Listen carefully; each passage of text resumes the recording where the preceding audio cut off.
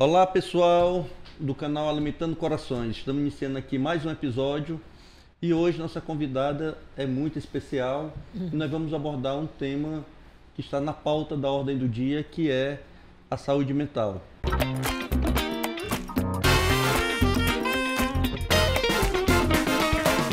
Nesse mês de janeiro que debate é dedicado à saúde mental, o Janeiro Branco. Nossa convidada é especialista, é formada, é doutora em saúde mental, é psicóloga, tem mestrado pela Universidade Federal em Saúde Pública, tem doutorado pela Universidade Federal em Saúde Coletiva e integra também a equipe da Secretaria de Saúde Pública do Estado do Ceará. Estou falando de Rani Félix, seja bem-vinda. Eu queria que você se apresentasse aqui para o nosso público, Rani. Tá bom, obrigada pelo convite, queria agradecer o convite para poder estar aqui falando de saúde mental, que nunca é demais, né? Você já começou a falar, então assim, a minha militância é na área da saúde mental. Eu tô, além de ser gestora hoje da Secretaria Estadual de Saúde, né, que eu coordeno essa área, eu também já fui gestora também na gestão da Luiziane, na coordenação de 2005 a 2012, onde a gente implantou a Rede de Saúde Mental de Fortaleza. E também sou militante, né? Faço parte do Fórum Cearense da Luta Antimanicomial, também faço parte hoje de uma discussão sobre a questão do Fórum de População de Rua, que é um tema também muito importante, muito caro para nós, né? Que também atravessa várias questões de saúde mental. E estou nesse processo, assim, no sentido de construir dentro do Estado uma política estadual de saúde mental, que a gente publicou em 2022, a política, e que agora nós estamos na fase de implementação do Plano Estadual da Política de Saúde Mental. Muito bem, pessoal. Então, estamos falando com a especialista do assunto. Como eu falei na abertura do programa, desse episódio, janeiro é dedicado à conscientização, a debater a saúde mental. Por isso que é o Janeiro Branco. E eu queria saber de você qual a importância e a simbologia de iniciarmos o ano debatendo essa questão, que afeta vários e várias pessoas. Então, primeiro dizer que assim, o Ministério da Saúde sempre tem os meses, né, que ele demarca as cores, né? E no caso do Janeiro Branco, ele tem uma simbologia muito grande, que é discutir promoção em saúde mental, né? Então, assim, em janeiro, porque quando a gente está começando o ano, né, a gente está reiniciando, replanejando os processos das nossas vidas, e nada como começar pensando como é que a gente pode cuidar melhor da nossa saúde mental. Branco, quando ele foi pensado também, tem a ver com ser uma questão de você conseguir um equilíbrio, uma paz, um estado emocional, onde você possa ficar bem, né? Então, é mais ou menos esse o porquê do Janeiro Branco. Mas é muito importante colocar que ser o Janeiro Branco, assim como você discutiu o Setembro Amarelo, né, que tem a ver com a questão da prevenção do suicídio, quer dizer que é um disparador, né? O Janeiro Branco é um disparador para chamar a atenção da sociedade sobre a importância do cuidado em saúde mental. Mas isso não deve se dar só em janeiro, né? Significa dizer que a gente vai ter que planejar durante o ano todo que tipo de ação nós vamos desenvolver dentro do estado ou dentro do município para que esse cuidado aconteça. Então, assim, no caso específico das políticas públicas, a gente tem que planejar para o ano inteiro. A gente tem vários eixos, né, que devem ser abordados nessa questão do Janeiro Branco. E a gente, nesse sentido, tem que envolver, né, as famílias, as comunidades, as empresas, as instituições públicas. Então, ele tem que ser um tema que atravesse toda essa discussão, né? Não pode ser uma questão só pontual. E eu acho assim que é importante a gente estar colocando isso, porque a saúde mental ainda tem muito estigma, muito preconceito Tem alguns tabus ainda. Né? E nós temos que falar de saúde mental. Claro, daqui a pouco eu quero até saber da Rani, mas vou deixar essa pergunta guardada para depois a gente voltar ao assunto. Sobre os tabus que existem sobre esse debate, sobre essa questão que afeta hoje cada vez mais pessoas. Hoje é muito comum a gente encontrar alguém na família, eu mesmo tenho familiares que estão com problema, tem que ser acompanhado pelo especialista. Então, daqui a pouco a gente vai abordar essa crescente de pessoas que precisam, né, cuidar da sua saúde mental. Mas eu queria abordar a questão do Estado. Você hoje é uma gestora do Estado. Sim. E como é que o governo do Estado, trabalha essa questão do Janeiro Branco e políticas que possam desenvolver durante todo o ano? Como você falou, que janeiro é apenas o momento de você dar o start desse debate, mas já tem que ser durante toda a gestão pensada. Sim. E as ações pensadas durante todo o mandato. Como é que o governo do Estado vem trabalhando isso e quais as ações que o Estado tem para executar? Bom, a gente sempre, quando a gente vai discutir a temática, a gente pensa a forma de comunicar com as pessoas, né? Porque a gente tem que falar entre as políticas públicas, tem que chegar nas pessoas de uma forma que as pessoas compreendam. Então, a gente sempre elabora informativos, onde a gente distribui esses informativos para toda a nossa rede. Hoje, no estado do Ceará, nós temos 171 CAPs, né, que são Centros de Atenção Psicossocial. Esses serviços, eles atingem toda a comunidade, é um serviço de base territorial, que trabalha vinculado com a atenção primária, ou seja, com o suporte de saúde, tem todo um cuidado aí no território. E essa discussão sobre saúde mental tem que chegar nesse espaço. Então, a gente elabora esses informativos online, também às vezes impresso. A gente faz releases, a gente faz cartilhas online também. A gente faz desenvolve várias formas de comunicar e distribui na nossa rede. Então, assim, é o primeiro eixo, digamos, que a gente faz, é o eixo da comunicação. Como é que a gente comunica com as pessoas? Como é que eu consigo dialogar com as pessoas? Feito isso, a gente dispara no nosso colegiado estadual de saúde mental, onde tem todas as referências regionais de saúde mental, ou seja, em cada região tem uma referência de saúde mental, e a gente distribui isso. Esse é o primeiro eixo. E essa comunicação, ela tem que ser feita de várias formas. A primeira forma é a gente dialogar o que a pessoa pode fazer ela mesma pelo cuidado dela, né? Ou seja, isso vai desde a questão de você fazer uma boa leitura de um livro, uma atividade física, uma alimentação mais adequada, regular o sono, atividade, digamos assim, do ponto de vista pessoal, individual. Depois você pensa que a saúde mental não é só uma questão individual. O adoecimento, quando ele acontece, ele tem a ver também com o coletivo. Ou seja, a forma como eu lido com o meu território, com a minha realidade, com a sociedade de uma forma geral, influencia na minha saúde mental. Então, eu passo a ter uma percepção de que não é só eu, indivíduo, eu, Rani, eu, Aglaíus, que vamos cuidar da nossa saúde mental e isso vai resolver, não. Quando eu pensar o meu cuidado, eu tenho que pensar um cuidado onde envolve a minha família, o meu vizinho, o lugar de eu trabalhar. Então, é uma concepção mais ampla. Primeira coisa que a gente tenta passar nessas mensagens, né, de comunicação. A segunda é que você tem que ter atitudes institucionais, né, que vai desde, por exemplo, de uma relação com a empresa privada, uma escola pública ou privada, ou seja, as instituições, elas também têm que entender que tem um processo que envolve a saúde mental. Então, um exemplo, a pessoa está numa instituição, numa empresa, e ela começa a passar por um sofrimento mental, por exemplo, decorrente do trabalho, ela não adoece sozinha.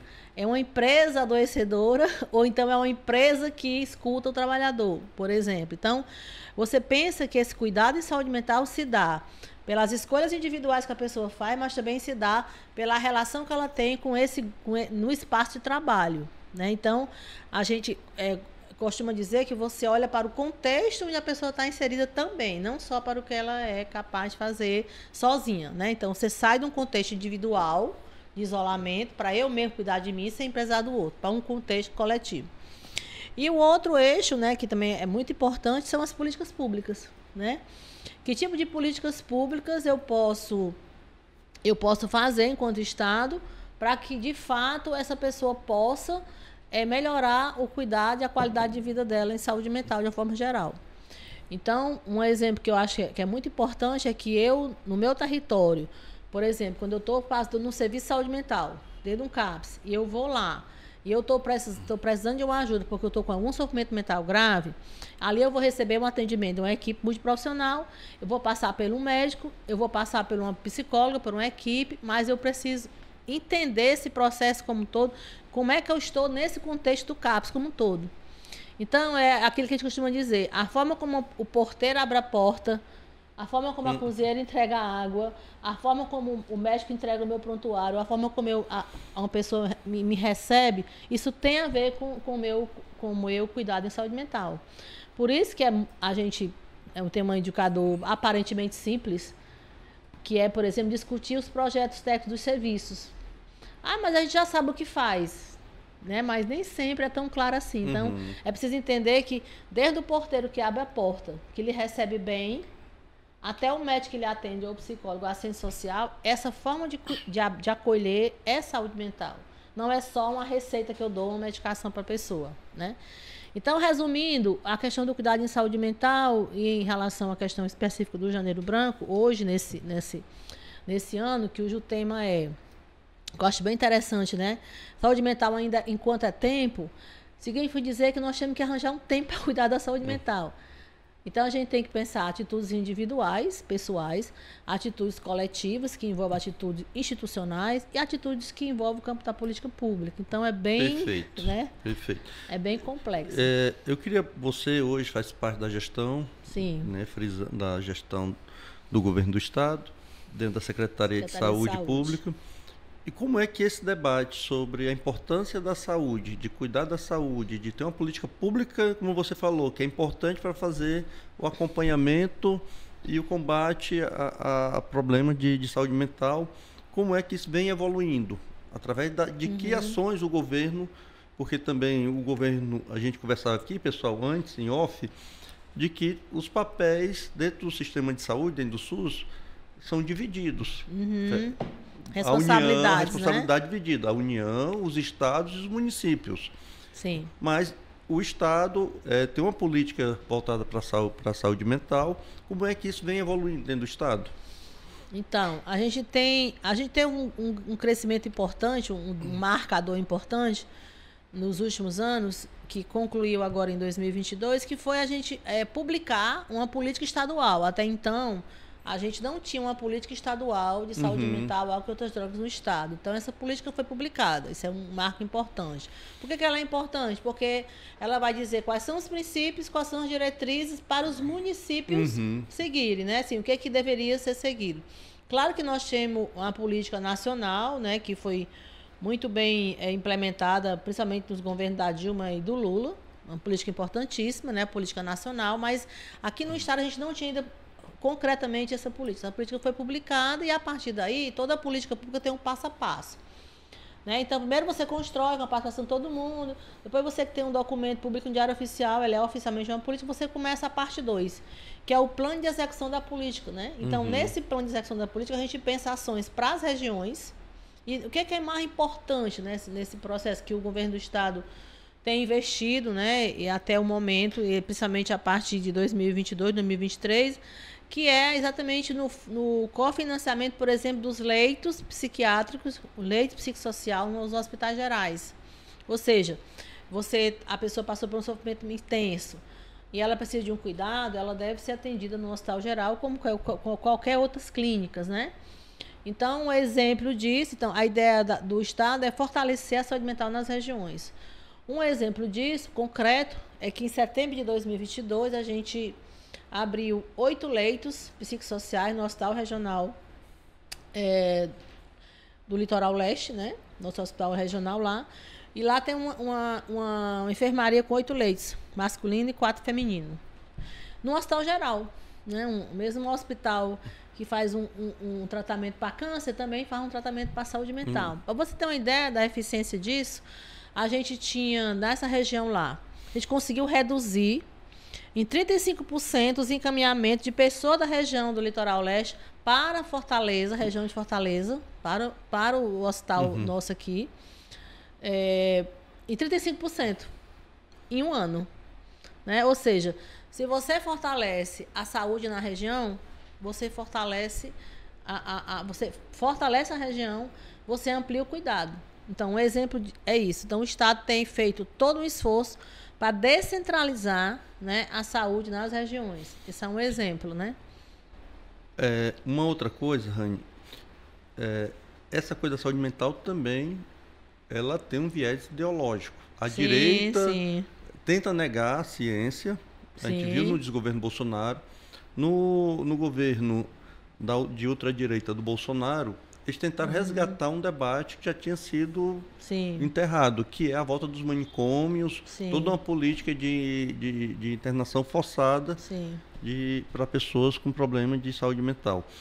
Então, você falou da sua militância antimanicomial, que eu conheço lá atrás, ainda fazendo esse debate na militância. E hoje, graças a Deus, a gente tem um governo que novamente coloca a ciência no centro da ação.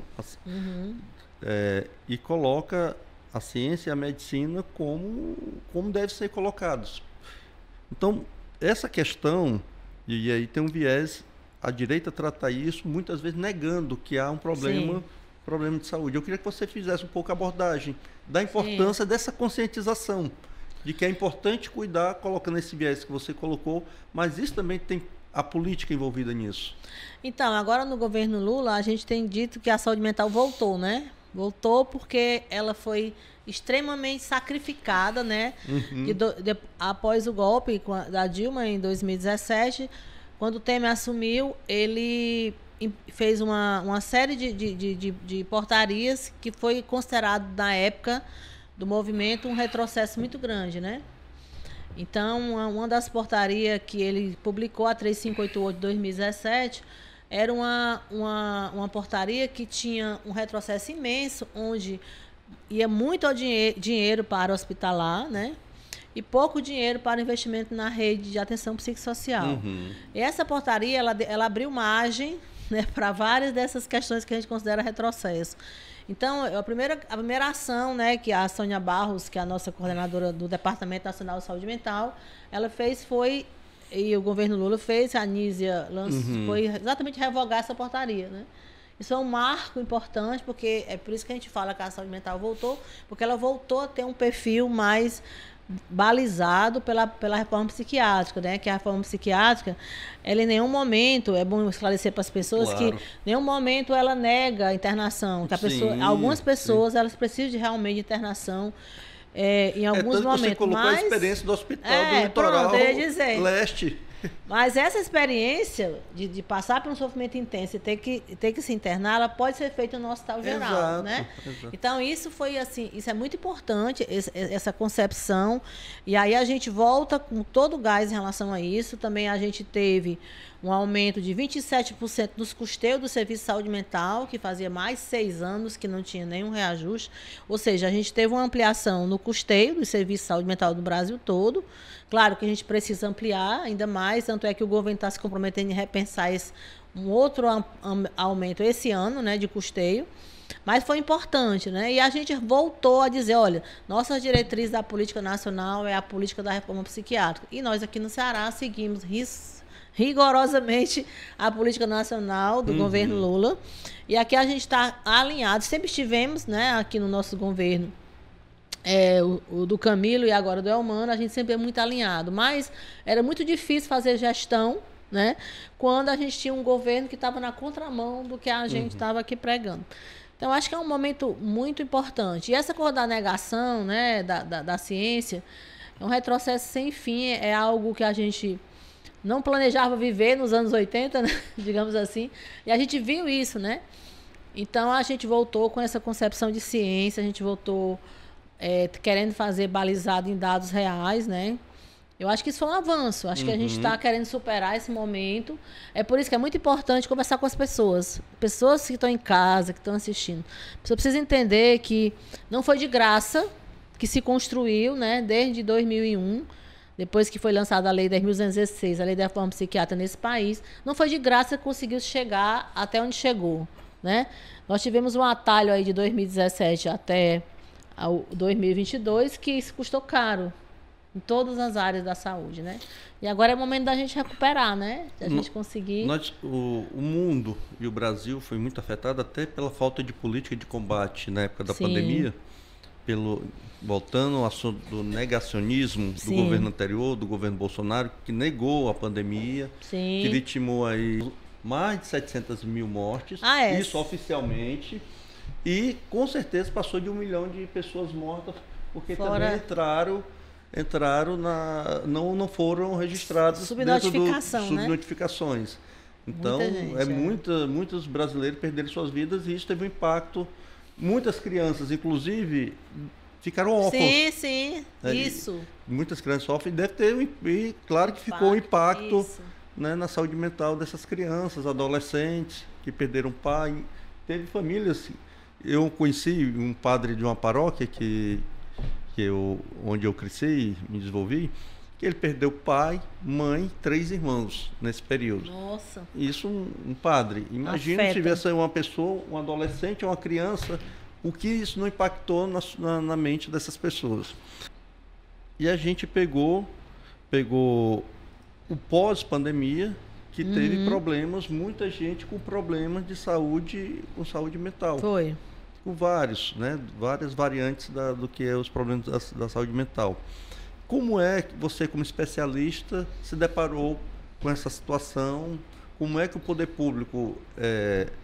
a nossa sorte é que o Lula ganhou a eleição. Sim, né? sim. E a gente pôde reestruturar, reorganizar toda a política de saúde mental. Mas teve um impacto muito importante nas pessoas, nos cidadãos e cidadãs, o pós-pandemia. Agora, em abril de 2023, foi instituído o Janeiro Branco oficialmente pelo Lula, né? Virou uma lei, né? Porque já chegou o Janeiro Branco, começou em 2014 com um grupo de psicólogos lá em Minas que começaram a debater isso, né? O Leonardo. E aí um grupo deles começaram a trazer temas para a saúde mental, de 2014 para cá, e isso foi crescendo. Hoje é um instituto, e aqui hoje o governo Lula reconhece esse percurso e lança essa lei, né, agora em 2023, exatamente instituindo o Janeiro Branco. Isso quer dizer o quê? Que é o reconhecimento, né, da necessidade da gente criar estratégias para exatamente dar resposta a essa ampliação que teve pós-pandemia da questão do sofrimento mental. O que provou que nós temos que estar preparados para essas situações, né? E nesse momento que aconteceu essa pandemia, além da negação do ponto de vista que foi, a gente também não estava preparado naquele momento para dar o suporte que deveria dar nesse campo da saúde mental. Então, digamos que houve, de fato, uma ampliação grande, porque muitas pessoas passaram por sofrimentos quando estavam no isolamento. Essas pessoas até hoje ainda têm sequelas, né? E isso foi com que todas as estatísticas no Brasil inteiro você fizesse com uma rede. A rede está superlotada de demanda, né? E por isso a gente vem sempre colocando, entendendo que saúde mental se faz na rede de atenção psicossocial, mas se faz na atenção primária, se faz no hospital geral. Onde você tem uma porta do cuidado na saúde, você está fazendo saúde mental. Então, teve duas grandes questões. Eu acho que foi essa consciência da necessidade de ampliação de serviço. Nós tivemos uma coisa que eu acho que repercute nisso, que foi o seguinte: a gente, quando assumiu a gestão agora, no governo Lula, isso repercutiu também no Ceará, a gente teve uma ampliação de cerca de 30% de habilitação de serviços. Nós passamos um período de praticamente 4 anos no governo anterior, no governo Bolsonaro, sem habilitar serviço. O que significa isso? Significa que eu, prefeito do interior, alugava uma casa, montava uma equipe e fazia um serviço de saúde mental, pedia habilitação ao Ministério da Saúde, ou seja, pedia recurso, e o Ministério não habilitava o serviço. Ou seja, a gente tinha muito serviço esperando habilitação. A gente já conseguiu, no ano de 2023, cerca de 30% de serviços foram habilitados, mas ainda faltam muitos para ser habilitados. Por quê? Porque houve uma parada aí. Então, essa habilitação do serviço quer dizer o quê? Que a prefeitura começa a receber o recurso para custear o serviço, e isso faz com que ela possa ofertar maior acesso. Mas, mesmo assim, ainda precisamos ampliar bastante. Então, o que foi feito basicamente foi isso, foi você habilitar mais serviços, ampliar as formações, né, para a área de saúde mental, que é uma questão que os profissionais se ressentem, não sei como lidar, né? Então, a gente está sempre pensando na formação. Por isso, a Secretaria de Saúde do Estado, ela tem uma parceria muito instituída já em 2023 e vai executar até 2026 com a Escola de Saúde Pública, onde a gente vai fazer várias formações, e também com a OPAS, né? Uma parceria com a OPAS na área da formação. Por isso que a gente tentou, digamos assim, o governo, de uma forma geral, tanto o nacional como o estadual, está vendo 2 frentes. Uma frente é formação, porque formação é importante. A gente está chamando Programa de Educação Permanente em Saúde Mental. E o outro eixo é ampliação e habilitação de serviço. Por que a gente faz isso, Aglaíce? Porque a gente tem um vazio assistencial imenso em algumas regiões, né? Então, a gente precisa repor isso. Então, a gente está trabalhando em cima disso para que a gente possa ampliar os CAPs infantis, os CAPs álcool e droga, o serviço 24 horas, que é um problema das grandes capitais, né? Às vezes, a gente precisaria ter muito mais serviço do que a gente tem, né? Precisava muito mais investimento. E é bom deixar claro que o serviço CAPs é uma responsabilidade do município. O Estado deve apoiar, né, o processo. E isso a gente está tentando fazer, né, essa ampliação. Mas a responsabilidade é do município, mas a gente apoia, assim como o governo federal custeia, né, também. Mas uma outra questão que também é impactante nas pessoas é a questão da desigualdade social, Rani. Como é que isso impacta na saúde mental? Sim. Porque assim, se você não tem alternativa de trabalho, você não tem alternativa de renda, se você não consegue levar o sustento para dentro de casa, isso vai derrubando a autoestima e isso, consequentemente, gerando um problema mental nas pessoas. Como é que a desigualdade impacta isso diretamente? Impacta muito, né? Como eu falei, a gente falou daqueles 3 eixos, Sim, né? Um exatamente. eixo é o eixo individual, é o que depende de mim, né? De certa forma, que eu posso fazer. Quando eu olho, é como se fosse eu cuidar de mim mesmo, né? Isso é uma coisa. O outro envolve aquelas coisas que quando eu coloquei, as atitudes institucionais, que aí é isso, né? Você tem que ter melhoria da qualidade de acesso nas escolas, você tem que ter mais escolas 24 horas, né? Você tem que ter mais condição de trabalho da população, porque a qualidade de vida, a gente coloca assim, vamos melhorar a nossa qualidade de vida, né? Mas como é que eu melhoro a minha qualidade de vida se eu estou com a minha necessidade básica de subsistência, sem você ter condição de suprir, né? Então, se eu não tenho essas necessidades básicas supridas, realmente isso é um fator de adoecimento, né? Se eu tenho uma criança, eu preciso trabalhar e meu filho não pode ficar o dia todo numa creche porque eu não tenho uma vaga naquela creche e eu vou trabalhar preocupada com aquela criança, é lógico que isso vai afetar minha saúde mental, eu enquanto mãe, né? Então, nesse aspecto, toda essa questão social, as condições de vida da população impactam diretamente também na saúde mental das pessoas. Então, uma coisa que a gente vê, um exemplo muito claro disso, é que uma das grandes... O que você poderia dizer no campo de política pública que é muito importante, né? Por exemplo, para o cuidado em saúde mental da juventude? Escola em tempo integral, né? Então, a gente sabe dos números que o estado do Ceará é um dos estados que mais ampliou isso, mas a gente precisa ter isso como uma meta importante, que é...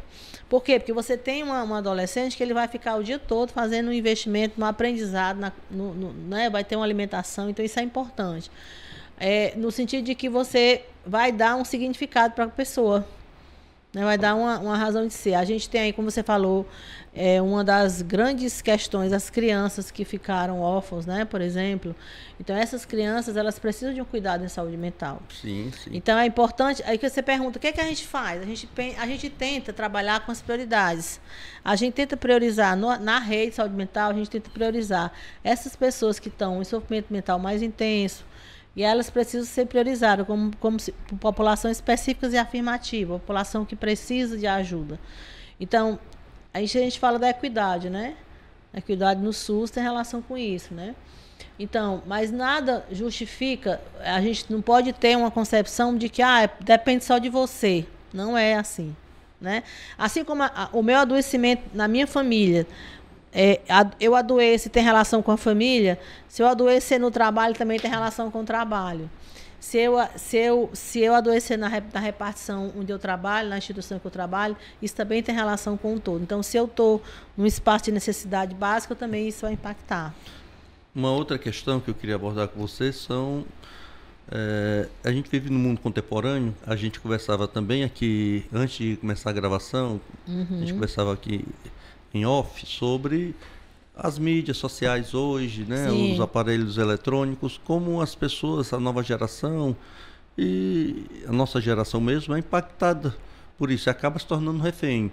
A gente acaba vivendo hoje um grande Big Brother, né? Um grande irmão, e que as pessoas cada qual quer aparecer ou saber o mais rápido das notícias, as notícias se espalham e as pessoas vão criando uma certa dependência. Como é que isso impacta também na saúde mental, ao seu ver?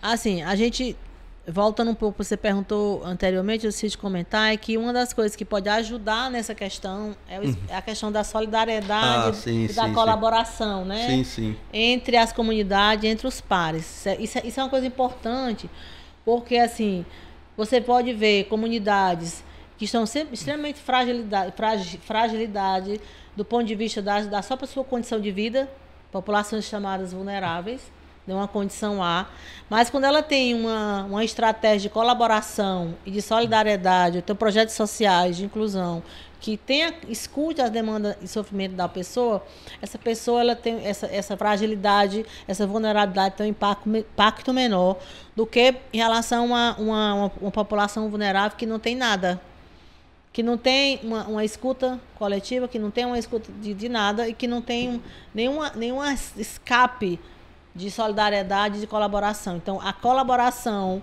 comunitária, a colaboração entre pares é fundamental também do ponto de vista, né? Então, a gente está vivendo tempos de guerra, tempos de medicalização excessiva, né? Tempos de mídia excessiva, né? A gente está vivendo vários tempos, né? Tempos de você estar vendo a hora uma bomba cair, está vendo a hora a sua água está contaminada, né? Então você está vivendo tempos, né, de vários excessos, né? Então o que é ruim é você ter uma dependência, né? É melhor ter várias, né? Você ter dependência de pessoas, dependência de sair com pessoas, de trocar afetos, de jogar, né? De sair para conversar com os amigos, né? De participar de um lazer. Se você fica dependente só da mídia social, né? Você não consegue mais largar o celular, né? Então isso vai gerar uma necessidade de você estar num processo ligado no que as pessoas falam. Então você não consegue voltar para você mesmo. Você fica o tempo todo ensimesmado na opinião do outro, né? Então você tem que estar ensimesmado no que você é, né? E também você pode trocar isso na mídia social, mas você não pode ficar, principalmente crianças, né? E adolescentes que no processo de formação 24 horas trancado no quarto, ligado no celular. Isso tanto faz ser uma criança, como um adolescente, como um adulto, como um idoso. Mas sempre na adolescência e na criança o impacto é maior. Então, eu tinha um psicólogo, né, que trabalhava muito essa questão da dependência, né, que ele dizia isso, né, que não é bom você estar exageradamente. Vamos depender também de pessoas, não só de objetos, né? Não só de. Então, o excesso em uma dependência só sempre é muito ruim. Você colocou na sua apresentação também que você foi gestora do município de Fortaleza. Sim. Na época da gestão do PT, da prefeita Luiziane. E eu queria primeiro que você pudesse fazer um paralelo. A gente está numa gestão municipal. Sim. Não só a questão do tamanho, também das responsabilidades que cada um tem. Como foi a sua experiência na gestão municipal e a diferença para ser uma gestora do Estado? Né? Porque tem deveres Sim. e direitos diferentes, né? Certeza. É muito diferente, né? Porque o município, o município é a gestão plena de direitos, de deveres também, né? Então, o município ele é mais próximo, você tem uma autonomia maior do fazer, né? Você como gestora, em 2005, a gente recebeu, na gestão da Luiziane, né? Que 2005 a 2002, recebemos uma rede de saúde mental que tinha 3 CAPs apenas, né? E a gente ampliou para 14, né? A gente fechou 3 hospitais psiquiátricos, abrimos 3 residências. A gente abriu um serviço de hospitalar de referência álcool contra as drogas na Santa Casa. Então, em 8 anos, e além de um imenso projeto de formação de especialização em saúde mental, formação em supervisão de CAPs. Então, a gente ampliou uma rede assim, muito, muito, muito grande, né? Em um tempo curto. Aí, então, assim, você pode fazer mais. Então, é mais próximo de você, gestor, a capacidade de execução. O Estado, ele tem uma responsabilidade muito grande, que é apoiar os municípios nesse processo. Só que ele entra como apoiador técnico, ele entra como cofinanciador, ele entra como estimulador de política, né? Ele é aquela instituição, aquela entidade que vai ali e diz assim, olha, aqui são as diretrizes, aqui é a política, ele impulsiona, mas ele não faz diretamente, né? O que nós fazemos diretamente é a nossa responsabilidade, é parte da atenção secundária e principalmente a atenção terciária, que são os hospitais de grande porte, né? Então é diferente. Então mas por outro lado é um desafio, né? Porque a gente pode dar um direcionamento alinhando com a política nacional. Mas, assim, sem dúvida nenhuma, a gestão municipal ela é mais próxima de você, gestor, né? A gente planeja. Agora, um exemplo, nós estamos fazendo a nossa plano estadual de saúde mental, no nosso governo agora do Elmano, a gente tem indicadores importantes, por exemplo, a gente quer reduzir, né, as internações tentativas de automutilação e suicídio, que é importante para nós, que foi um indicador que cresceu pós-pandemia, etc. A gente quer que os serviços de saúde mental do Estado, elas sabem o que estão fazendo nos serviços, a gente quer construir um projeto técnico institucional deles, o PTI. A gente quer discutir humanização do cuidado, a gente quer discutir projeto terapêutico singular, quer entender que cada sujeito é um sujeito, que nem todo mundo é um cardápio, que vai tratar todo mundo igual, né? Então, a gente está fazendo um esforço muito grande com todos os municípios, né?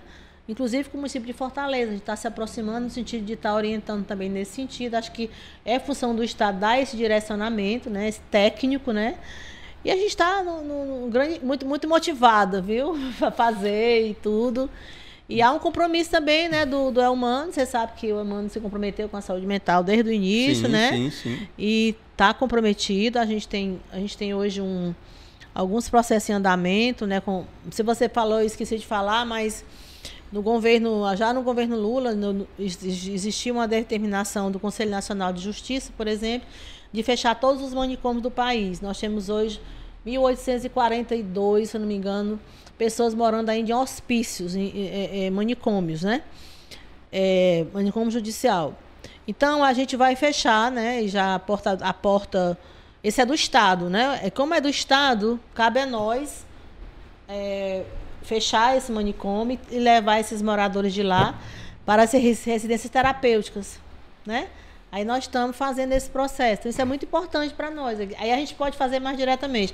Mas quando é no município, a gente apoia e supervisiona e tenta fazer. Você, voltando para na época da gestão, eu acho que a gestão da prefeita Luziane foi pioneira e vanguarda nessa política de saúde mental.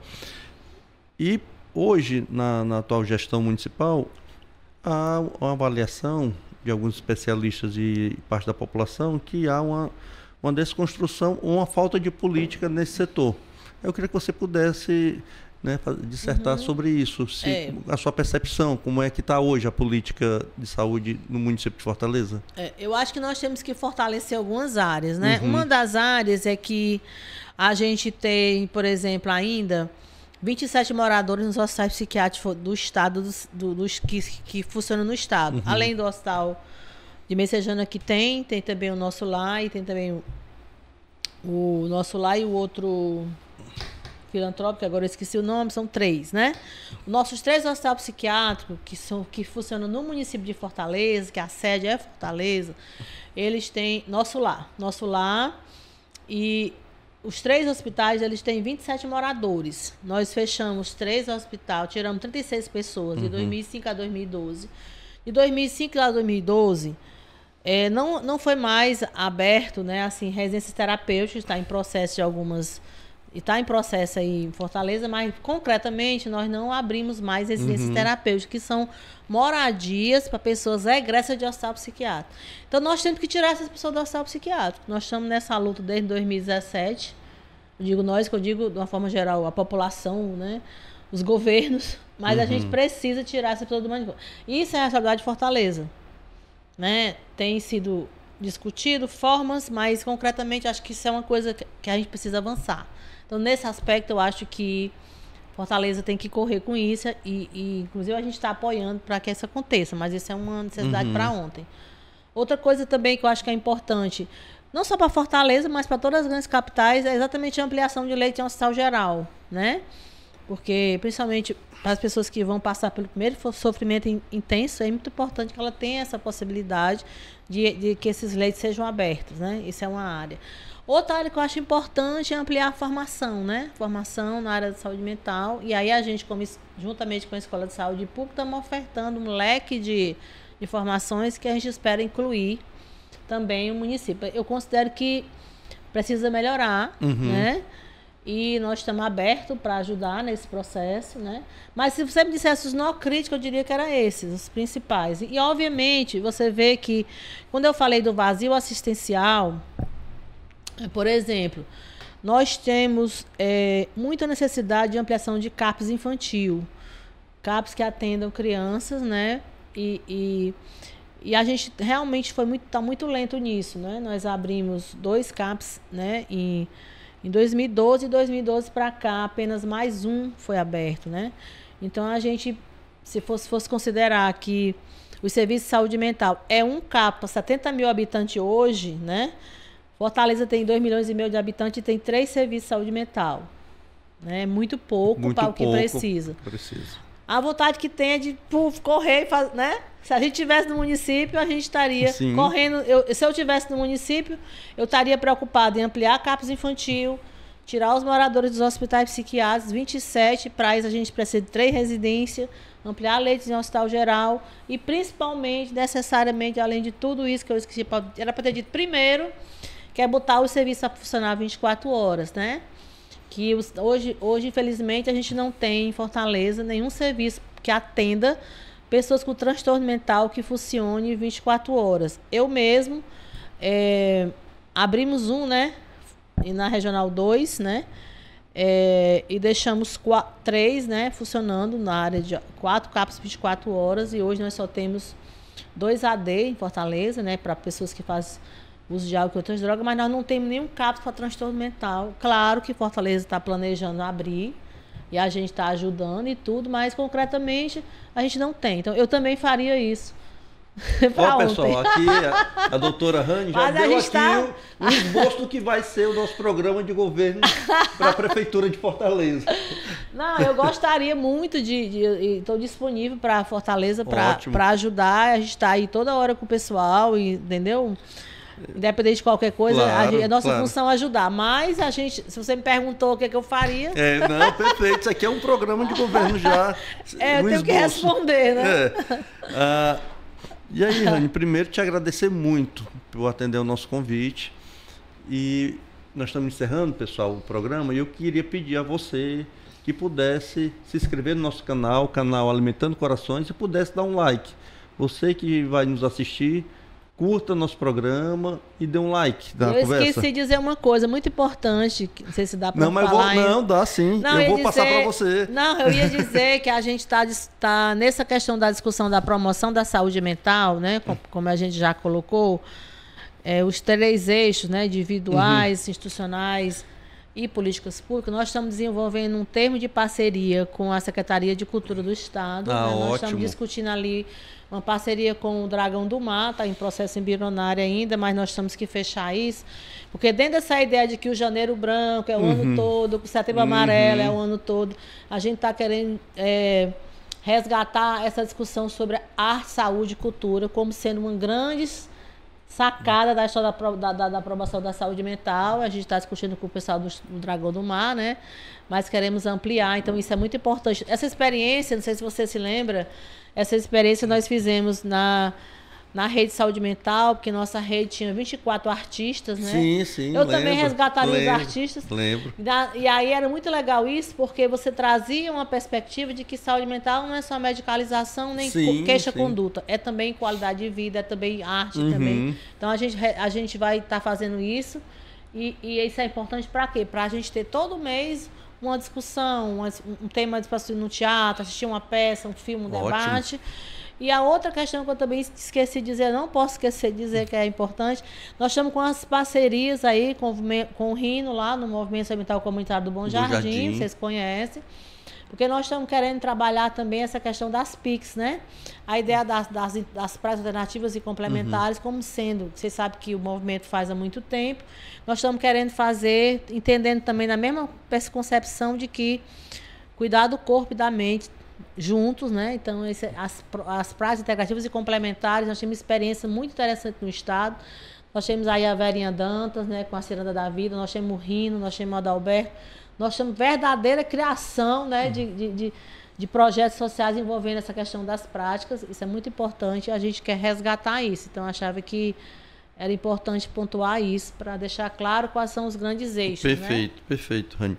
Mais uma vez, eu queria lhe agradecer do fundo do coração por atender o nosso convite e poder conversar conosco sobre essa temática, que é muito importante, está na ordem do dia, e que isso possa esclarecer muitas pessoas que irão nos assistir a ter um cuidado com o seu familiar, com o seu amigo, com o seu colega de trabalho, porque isso está em todos os ambientes hoje da sociedade. Sim.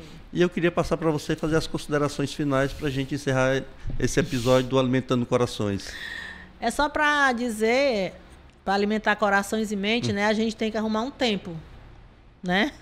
Então, por isso que o tema do Janeiro Branco, né? Saúde mental enquanto é tempo.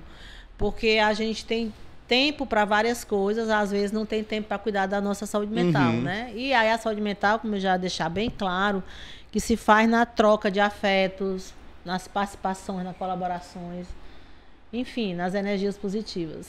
Pessoal, obrigado aí, você que vai nos assistir. Obrigada. Um grande abraço e até a próxima.